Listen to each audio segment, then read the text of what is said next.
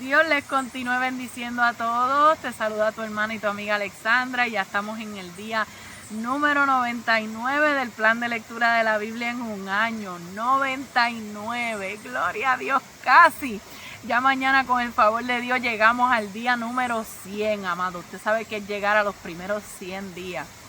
100 días ahí consistentemente, leyendo la Biblia todos los días.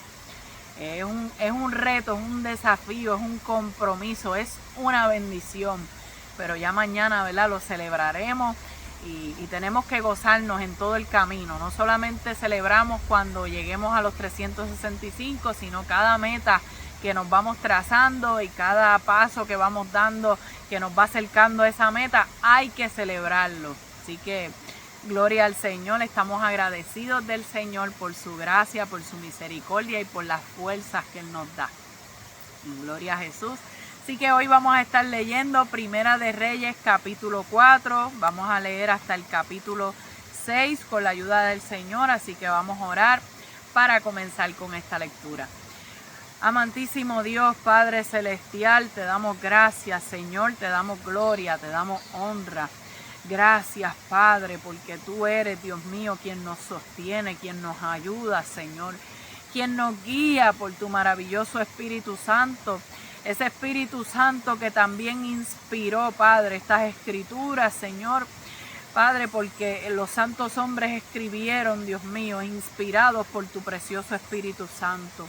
Así que te pedimos, Espíritu de Dios, que sigas moviéndote con poder, que sigas dirigiéndonos, que sigas dándonos el entendimiento, la sabiduría, que tú nos ayudes a entender, Padre, esta palabra, Dios mío, tuya, porque es viva, es eficaz, Señor, y tu palabra es verdad, Señor. Aleluya, ayúdanos a ser hacedores de la misma. Ayúdanos, Dios mío, a cada día meditar en ella, que tu palabra llene nuestro corazón, llene nuestros pensamientos. Quite toda duda, quite todo desánimo, que tu palabra siga obrando poderosamente en nosotros, Señor. Te lo pedimos, Padre, en el nombre poderoso de Jesús.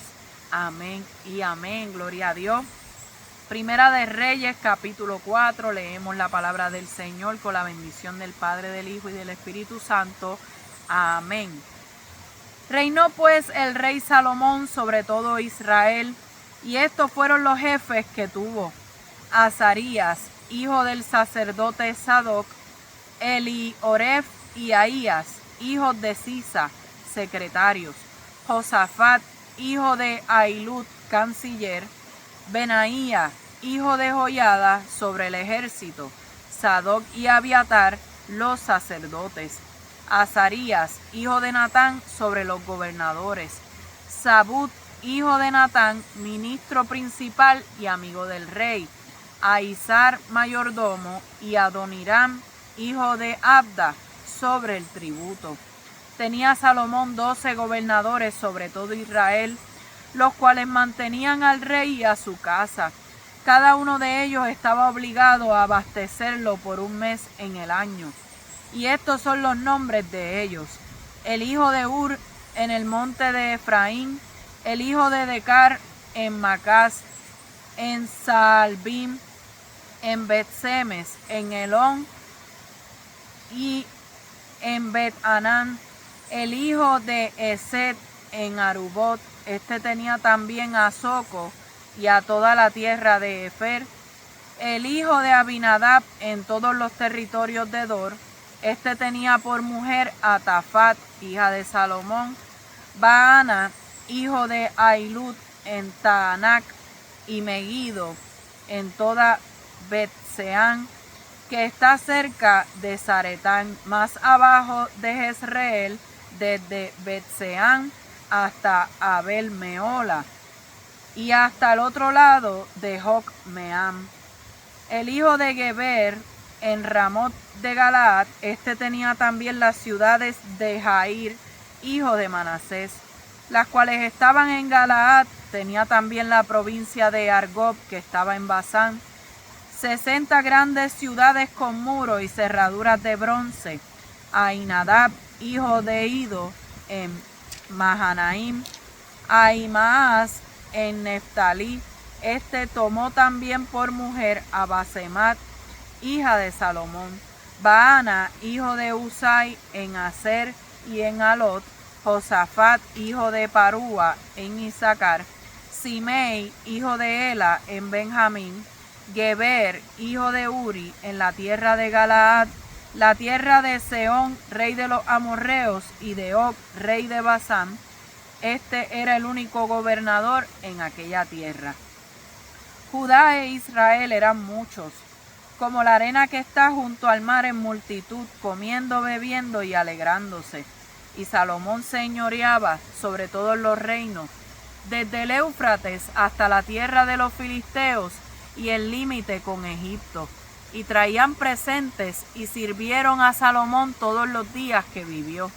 Y la provisión de Salomón para cada día era de 30 coros de flor de harina, 60 coros de harina, 10 bueyes gordos, 20 bueyes de pasto y 100 ovejas, sin los ciervos, gacelas, corzos y aves gordas, porque él señoreaba en toda la región al oeste del Éufrates, desde Tifsa hasta Gaza, sobre todos los reyes al oeste del Éufrates, y tuvo paz por todos lados alrededor.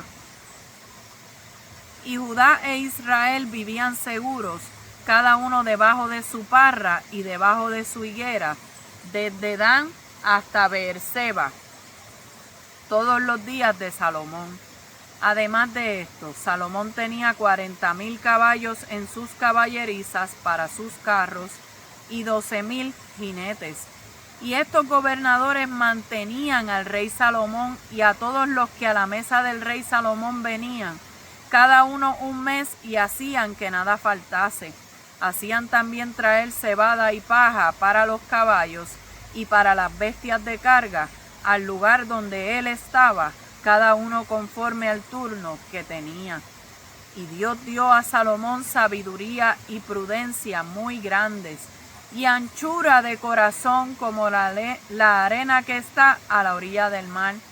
Era mayor la sabiduría de Salomón que la de todos los orientales, y que toda la sabiduría de los egipcios. Aún fue más sabio que todos los hombres, más que Etán Esraíta, y que Emán, Calcol y Darda, hijos de Maol.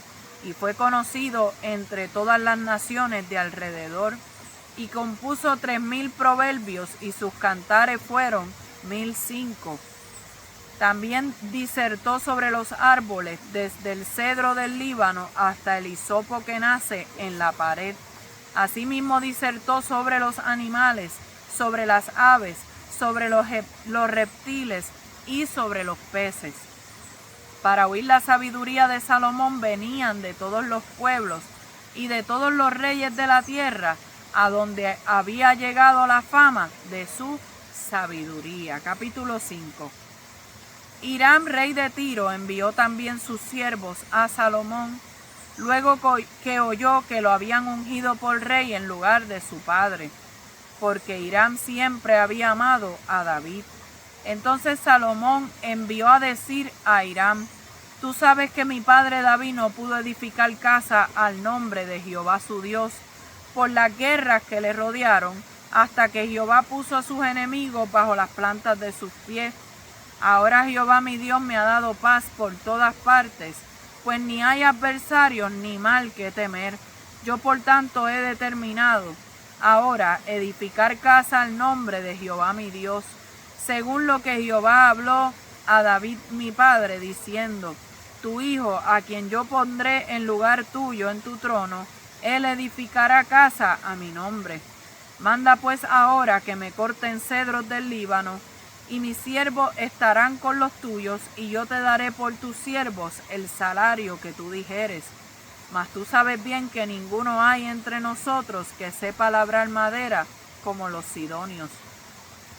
Cuando Hiram oyó las palabras de Salomón, se alegró en gran manera y dijo: bendito sea hoy Jehová, que dio hijo sabio a David sobre este pueblo tan grande. Y envió Hiram a decir a Salomón: he oído lo que me mandaste a decir. Yo haré todo lo que te plazca acerca de la madera de cedro y la madera de ciprés. Mis siervos la llevarán desde el Líbano al mar, y la enviaré en balsas por mar hasta el lugar que tú me señales, y allí se desatará, y tú la tomarás, y tú cumplirás mi deseo al dar de comer a mi familia. Dio pues Hiram a Salomón madera de cedro y madera de ciprés, toda la que quiso. Y Salomón daba a Hiram 20,000 coros de trigo para el sustento de su familia y 20 coros de aceite puro. Esto daba Salomón a Hiram cada año. Jehová pues dio a Salomón sabiduría, como le había dicho, y hubo paz entre Hiram y Salomón, e hicieron pacto entre ambos. Y el rey Salomón decretó leva en todo Israel, y la leva fue de 30,000 hombres, los cuales enviaba al Líbano de 10,000 en 10,000, cada mes por turno, viniendo así a estar un mes en el Líbano y 2 meses en sus casas, y Adoniram estaba encargado de aquella leva.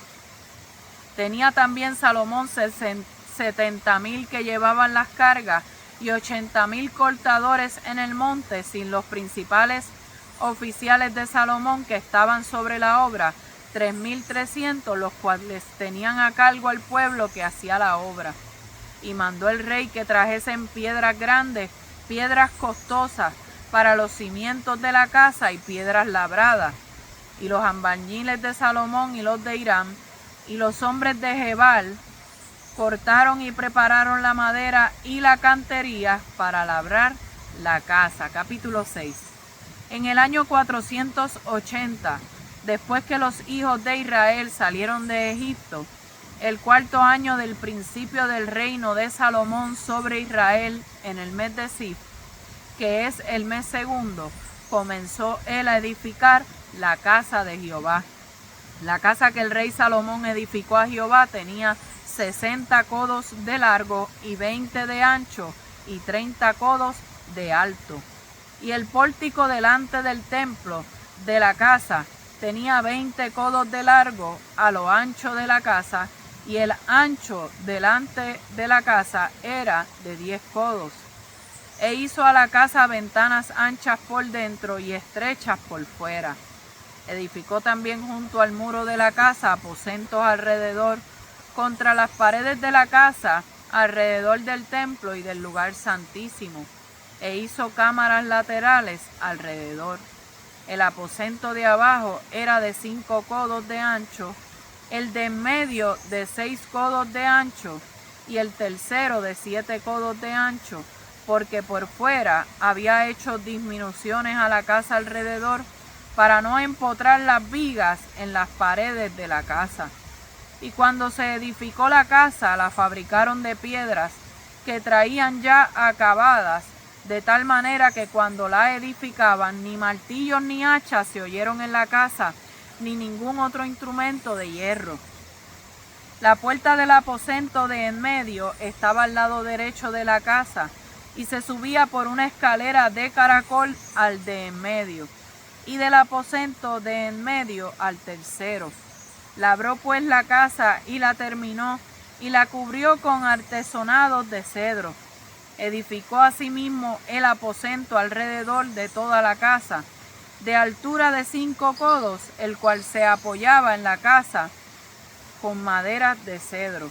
Y vino palabra de Jehová a Salomón diciendo: con relación a esta casa que tú edificas, si anduvieres en mis estatutos e hicieres mis decretos, y guardares todos los mandamientos, andando en ellos, yo cumpliré contigo mi palabra que hablé a David tu padre, y habitaré en ella, en medio de los hijos de Israel, y no dejaré a mi pueblo Israel. Así pues Salomón labró la casa y la terminó, y cubrió las paredes de la casa con tablas de cedro, revistiéndola de madera por dentro, desde el suelo de la casa hasta las vigas de la techumbre. Cubrió también el pavimento con madera de ciprés. Asimismo hizo al final de la casa un edificio de 20 codos, de tablas de cedro, desde el suelo hasta lo más alto. Así hizo en la casa un aposento que es el lugar santísimo. la casa, esto es el templo de adelante, tenía 40 codos. Y la casa estaba cubierta de cedro por dentro y tenía entalladuras de calabazas silvestres y de botones de flores. Todo era cedro, ninguna piedra se veía. Y adornó el lugar santísimo por dentro, en medio de la casa, para poner allí el arca del pacto de Jehová. El lugar santísimo estaba en la parte de adentro, el cual tenía 20 codos de largo, 20 de ancho y 20 de altura. Y lo cubrió de oro purísimo, asimismo cubrió de oro el altar de cedro. De manera que Salomón cubrió de oro puro la casa por dentro y cerró la entrada del santuario con cadenas de oro y lo cubrió de oro. Cubrió pues de oro toda la casa de arriba abajo y asimismo cubrió de oro todo el altar que estaba frente al lugar santísimo. Hizo también en el lugar santísimo 2 querubines de madera de olivo, cada uno de 10 codos de altura. Una ala del querubín tenía 5 codos y la otra ala del querubín otros 5 codos. Así que había 10 codos desde la punta de una ala hasta la punta de la otra. Asimismo el otro querubín tenía 10 codos porque ambos querubines eran de un mismo tamaño y de una misma hechura. La altura de uno era de 10 codos y asimismo la del otro. Puso estos querubines dentro de la casa en el lugar santísimo, los cuales extendían sus alas, de modo que el ala de uno tocaba una pared y el ala del otro tocaba la otra pared, y las otras 2 alas se tocaban la una a la otra en medio de la casa. Y cubrió de oro los querubines, y esculpió todas las paredes de la casa alrededor de diversas figuras, de querubines, de palmeras y de botones de flores por dentro y por fuera. Y cubrió de oro el piso de la casa por dentro y por fuera. A la entrada del santuario hizo puertas de madera de olivo, y el umbral y los postes eran de 5 esquinas. Las 2 puertas eran de madera de olivo y talló en ellas figuras de querubines, de palmeras y de botones de flores y las cubrió de oro. Cubrió también de oro los querubines y las palmeras. Igualmente hizo a la puerta del templo postes cuadrados de madera de olivo, pero las 2 puertas eran de madera de ciprés, y las 2 hojas de una puerta giraban, y las otras 2 hojas de la otra puerta también giraban. Y talló en ellas querubines y palmeras y botones de flores, y las cubrió de oro ajustado a las talladuras. Y edificó el atrio interior de 3 hileras de piedras labradas, y de una hilera de vigas de cedro. En el 4º año, en el mes de Zif, se echaron los cimientos de la casa de Jehová, y en el 11º año, en el mes de Bul, que es el mes 8º, fue acabada la casa con todas sus dependencias y con todo lo necesario. La edificó pues en 7 años. Gloria al Señor. Aquí estamos viendo que ya Salomón, que se encuentra en el reinado, que ya el Señor le había entregado una sabiduría a Salomón tremenda. Vemos que comienza Salomón con los preparativos para construir el templo. Vemos que antes de nosotros edificar cualquier cosa, nosotros tenemos que planificar, tenemos que prepararnos. Salomón nombró jefes, tenía gobernadores, tenía diferentes líderes que puso con una función determinada, ¿verdad? Y al ser 12 los gobernadores, se supone que cada región proveía alimento para la corte del rey. Al ser 12 gobernadores, quiere decir que un mes al año ellos tenían que proveer el alimento. Por lo tanto, ¿verdad? Estamos hablando de que era un mes al año. Un mes al año, algo que no era demasiado difícil, no era un trabajo demasiado agotador, sino que un mes al año se iba a encargar uno de esos gobernadores. Y vemos que había paz y había prosperidad de Salomón y de Israel. Había una estabilidad política en el reino de Salomón. Y vemos que esa sabiduría que Dios le entregó a Salomón por su gracia y por su misericordia, pues lo llevó a ser un hombre organizado, un hombre estructurado. Lo que vemos en este capítulo 4 es orden, es estructura, es organización. Pero vemos el resultado de vivir conforme Dios quiere que vivamos, de vivir conforme a la palabra de Dios. Va a haber paz y va a haber prosperidad. Y era tanto así que decía en el versículo 25, déjame ver, dice que Judá e Israel vivían seguros, cada uno debajo de su parra y debajo de su higuera, ¿verdad? Eso era como una expresión proverbial que indicaba que la paz que había y la seguridad que había en aquel lugar por causa de que no habían enemigos internos ni habían enemigos externos. Era un tiempo de reposo, era un tiempo de descanso, de estabilidad, de paz y de prosperidad. Cada uno, ¿verdad?, hacía la función que le correspondía. Así que dice también en este capítulo que Salomón fue sumamente famoso y conocido por su sabiduría. Pero no menciona solamente la sabiduría, dice que también por su prudencia y por la anchura de su corazón. O sea, cuando hablamos de anchura del corazón, es que este hombre tenía un corazón demasiado grande. Ves que era más que sabiduría, era un hombre prudente, era un hombre cuidadoso, era un hombre, ¿verdad?, que en el trato era sumamente sabio, y que ciertamente eso lo hizo conocido. Tenía un gran corazón y eso lo hizo conocido entre los reyes, lo hizo famoso, lo hizo un hombre respetado dentro de todos los reyes que habían de las demás naciones. Dice la Biblia que compuso 3000 proverbios y sus cantares fueron 1005. ¿Verdad? Importante recordar que a Salomón se le atribuye el libro de Proverbios, el libro de Eclesiastés y el libro de Cantar de los Cantares. Por lo tanto, ¿verdad?, venían personas de lejos para oír la sabiduría de Salomón. Salomón escribió estos libros de la Biblia.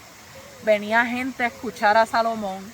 Vemos aquel juicio famoso que tocamos ayer en Primera de Reyes capítulo 3, que habla de estas dos mujeres rameras que tenían un hijo. Uno de los hijos de una de ellas había muerto y él dijo: saquen la espada. Ese juicio que se hizo tan famoso, o sea, que Salomón sacaba tiempo para juzgar ciertos asuntos. Salomón sacaba tiempo para escribir proverbios y cánticos. La gente venía de lejos para oír y escribió de diferentes temas, de los peces, de los animales. Lo dice ahí, que escribió de diferentes cosas. Déjame ver si lo veo. Poderoso el que vive para siempre, sí. Poderoso el Señor. Asimismo dice el todo sobre los animales, sobre las aves, sobre los reptiles y sobre los peces. O sea que él tenía una sabiduría impresionante, pero vemos que también, además de su sabiduría, lo llevó a ser un hombre organizado. Para poder hacer una obra tan grande como lo era el templo, hacía falta organización. Un hombre sabio se prepara, se organiza, ¿verdad? Se sienta primero y calcula. Aquel que va a edificar una torre primero se sienta y calcula. Eso es parte de lo que es la sabiduría y lo que es la prudencia. Gloria al Señor. ¿Qué podemos aprender de este capítulo número 4 de Primera de Reyes? Que, amado, Dios le agrada la buena administración y la buena organización. Dios es un Dios de orden. Entonces, todo lo que nosotros querramos hacer, sea para Dios o sea, ¿verdad?, en asuntos cotidianos, sea en el trabajo, ¿verdad?, secularmente. Pero debemos ser personas organizadas, debemos procurar sentarnos, calcular, prepararnos para todo, amado. Todo lo que querramos hacer tenemos que prepararnos. Yo dije, vamos a hacer el plan de lectura de la Biblia en un año. Yo tuve que prepararme y me preparo antes de hacer cada uno de los capítulos que hacemos. Tengo que distribuir mi tiempo, tengo que organizarme. Estoy segura que usted también, para poder leer la Biblia, tiene que organizar su tiempo. Usted dice, este es mi tiempo de yo leer la palabra, este es mi tiempo de yo orar, este es mi tiempo de yo ir a la iglesia, este es mi tiempo de yo dedicarle a la casa o dedicarle a mis hijos. Todo requiere organización, preparación. Porque cuando vivimos sin organización somos como aquellos que viven una fe superficial o una fe sin obra. Yo tengo fe de que mis días están en las manos del Señor, de que Dios tiene el control de mis asuntos, pero a ese Dios le agrada que yo me organice, que yo aproveche el tiempo y administre bien el tiempo que Él me ha dado, que yo administre bien los recursos que Él nos ha dado, en todas las áreas, amados, aún económicamente, ser buenos administradores. Eso también nos lo da el Señor, eso también viene con la sabiduría. Cuando nosotros le pedimos a Dios sabiduría, el Señor nos ayuda a nosotros poder organizarnos bien y administrar bien nuestras finanzas, administrar bien nuestro tiempo. Todos esos temas, ¿verdad? No se tocan mucho porque no se consideran espirituales, pero créame que sí tiene mucho que ver con lo espiritual, sí tiene mucho que ver con lo que es, ¿verdad?, nuestra relación con Dios. Cuando tenemos una relación con el Señor y conocemos al Señor, y Él, ¿verdad?, nos bendice y nos da sabiduría y nos da recursos, tenemos que entender que tenemos que administrarlos bien. Así que la sabiduría de Dios impacta en todas las áreas, ¿verdad? Lo que estaba hablando ahora se tiene que reflejar en toda nuestra vida. No puede ser que yo soy sabia con las finanzas, pero no soy sabia en mi manejo del tiempo, no soy sabia con mis hijos, no soy sabia en mi matrimonio. La sabiduría tiene que impactar todo en mi casa, porque la mujer sabia edifica su casa y esa sabiduría va a impactar a mis hijos, va a impactar mi matrimonio, va a impactar mi trabajo, va a impactar mi ministerio, todo. Gloria al Señor. Y vemos que la paz es el resultado de caminar en la voluntad de Dios. No quiere decir que otros pueblos, ¿verdad?, en otros momentos de la historia, el pueblo de Israel no estuviera andando correctamente y por eso hubiesen guerra. Porque sabemos que cuando Josué iba a entrar al pueblo a la tierra prometida, le dijo: esfuérzate y sé valiente. Te va a tocar pelear con todos esos pueblos, todas esas naciones cananeas que están allí. Ellos estaban en la voluntad de Dios, pero tuvieron que pelear, hubo guerra, hubo batalla. No siempre la ausencia de guerra quiere decir que estamos bien con Dios, y tampoco podemos decir que si hay guerra y hay batalla es que estamos mal con Dios. No podemos generalizar. Hay momentos que tú vas a estar bien con Dios, pero van a haber batallas, porque el enemigo levanta batalla, porque el enemigo no está contento. Pero no quiere decir que Dios no se está agradando de ti porque hay batallas. Tampoco puedo decir porque hay demasiada paz es porque estoy bien con Dios. Porque sabes que yo he aprendido que si el enemigo no me está atacando por ningún lado y el enemigo me ha dejado tranquila, yo me tengo que examinar. Porque si no hay ataque del enemigo, quiere decir que lo que yo estoy haciendo no le está molestando, o que lo que yo estoy haciendo lo tiene a él contento. En otras palabras, es como que la voy a dejar quieta porque quiero que siga así. Entonces yo me tengo que examinar. Bueno, si no tengo guerra y el enemigo no me está zumbando, tengo que examinarme si es que realmente no estoy haciendo nada para Dios. Así que aprendemos también que cuando Dios nos da algo es para bendecir a otros. Dice la Biblia que las naciones venían a Salomón. O sea que otras personas recibían bendición, eran bendecidos, ¿verdad?, por causa de la sabiduría que tenía Salomón.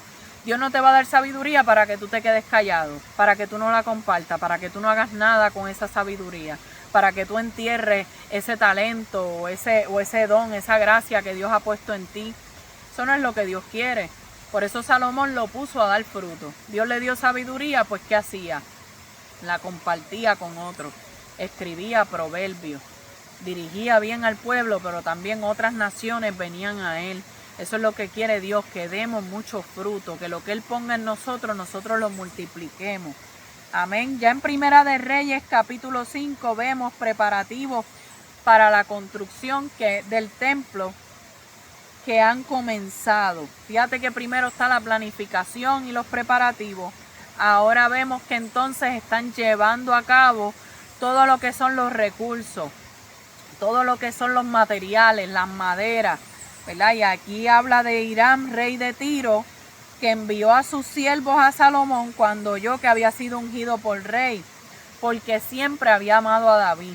Fíjate que David tuvo guerra con los filisteos, tuvo guerra con muchas naciones y muchos pueblos. Sin embargo, en el caso de Hiram, rey de Tiro, vemos que probablemente había una amistad o había una alianza entre ellos y había un cariño entre ellos. Por lo tanto, cuando se entera que su hijo fue ungido para ser rey, se puso contento y envió unos siervos para allá. Y David le responde dejándole saber: tú sabes que mi papá quería edificar casa, pero no se pudo. Pero yo sí voy a edificar casa al Señor. Por lo tanto, le está pidiendo que siervos, le está pidiendo trabajadores, le está pidiendo materiales. Claro, a cambio de pagarle y a cambio, no de gratis, ¿verdad? No de balde. Pero ciertamente vemos que hay entre ellos un acuerdo. Salomón provee alimentos y ellos le proveen la madera de cedro del Líbano y de ciprés. Todo para la construcción del templo. Y vemos que Salomón decretó leva en Israel. ¿Qué es eso de leva? Leva es un sistema en el que un rey o gobierno reclutaba personas obligatoriamente para realizar trabajos o servir en el ejército. Cuando se iba a construir un templo, cuando se iba a hacer una obra grande, se decretaba leva. Eso era algo que era obligatorio, ¿verdad? De cierta edad para arriba tenían que presentarse y tenían que trabajar. Y la leva fue de 30,000 hombres. Los enviaba al Líbano de 10,000 en 10,000 cada mes por turno. Estaban un mes y 2 meses regresaban a sus casas. O sea que lo hacía de tal manera que no fuera demasiado pesado, sino que se iban rotando y trabajaba un grupo, 2 meses descansaban, volvían y trabajaban un mes. Y Adoniram, ¿verdad?, que fue uno de los mencionados al principio, estaba a cargo de esta leva. Adoniram era un oficial importante del reino que estaba a cargo del tributo, pues él estaba a cargo de esta leva. Y tuvo también mano de obra de esclavos cananeos, 70,000 llevaban cargas, 80,000 cortadores en el monte y tenía 3,300 oficiales de Salomón que eran supervisores. O sea, si pensamos 80,000, 70,000, 30,000, estamos hablando de una cantidad enorme. Con tantos supervisores, 3,300. ¿Qué podemos aprender de este capítulo? Que las obras grandes requieren grandes preparación y colaboración. Una obra tan grande necesitaba mucha mano de obra, hacía falta la colaboración. Claro, se hizo leva, se decretó leva y era obligatorio, era compulsorio que estuvieran allí. Pero qué lindo, ¿verdad?, ver que había mano de obra, había gente para trabajar, había, ¿verdad?, esa colaboración. Y Salomón había hecho una preparación grandísima. Vemos que también Dios usa alianzas, amistades y relaciones, ¿verdad?, y pone personas para llevar a cabo sus propósitos. Para que su obra se pueda llevar a cabo, Él va a poner las personas en el camino que nos den la mano, porque así es el Señor. Fíjate que Hiram, rey de Tiro, era quizás amigo de su papá, sin embargo se comunica con Salomón, se comunica, ¿verdad?, y se pone a la disposición en un momento en el que Salomón más lo necesitaba. Estamos seguros que eso lo envió el Señor. A pesar de que quizás este hombre no le sirviera a Dios, pero ciertamente estaba siendo de bendición para la obra de Dios. Y estoy segura que eso no queda sin recompensa de parte del Señor. Vemos que trabajar para Dios implica esfuerzo, orden y compromiso. Esfuerzo, ¿por qué? Porque hay que trabajar duro. Orden, ¿por qué? Porque Dios es un Dios de orden y Dios se agrada cuando planificamos, cuando organizamos, cuando no hacemos las cosas, ¿verdad?, chapuceadas, como decimos aquí, tiradas, regadas, y hacemos las cosas así improvisando a lo loco. A Dios le agrada cuando nosotros nos planificamos, cuando le damos importancia, cuando ponemos esmero. Amén. Cuando ciertamente hacemos las cosas con excelencia, porque es para el Señor y no para los hombres.